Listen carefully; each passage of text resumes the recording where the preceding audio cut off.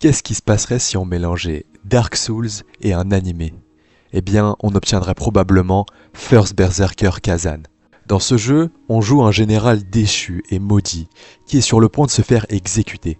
Mais les choses ne se passeront évidemment pas comme prévu, et on va devoir retrouver notre chemin pour accomplir une mystérieuse vengeance. La première chose qui m'a frappé quand j'ai commencé le jeu, c'est la direction artistique.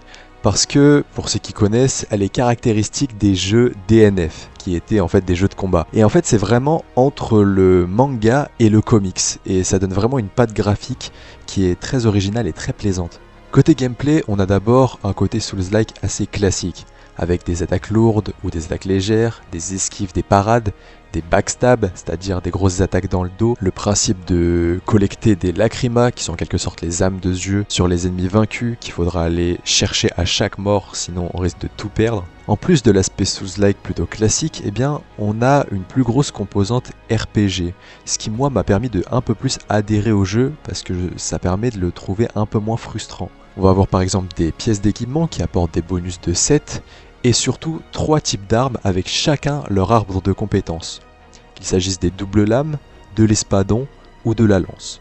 Perso, j'ai préféré les doubles lames et la lance, bon, ça faisait pas trop de dégâts donc j'ai pas trop compris. On aura aussi plus de narration avec les cinématiques et les quelques PNJ.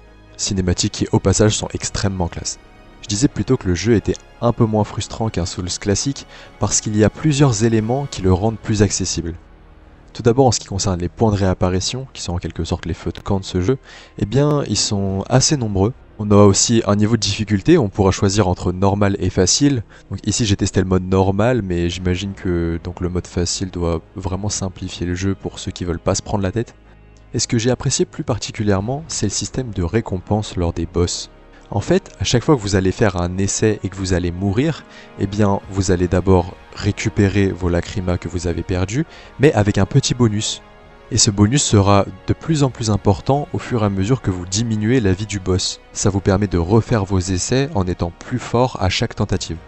Enfin, côté boss, j'ai pu en tester 2, à savoir une sorte de roi des Yétis et un chevalier écarlate dont j'ai vraiment apprécié les patterns et j'ai vraiment apprécié me battre contre lui, sachant qu'en plus il est lié à l'histoire, donc voilà, ça je vous laisserai le découvrir. En bref, First Berserker Kazan, si vous aimez les animés et les Souls-like, c'est un très très gros potentiel. Ce que j'ai testé ici, c'est la démo, elle fait environ 4 heures si comme moi vous êtes assez lent sur les jeux, ou sinon 2 heures. Et elle est d'ores et déjà disponible gratuitement sur Steam si vous voulez la tester. Le jeu complet, quant à lui, devrait sortir le 27 mars 2025. Et pour ceux qui y ont joué, dites-moi ce que vous en avez pensé.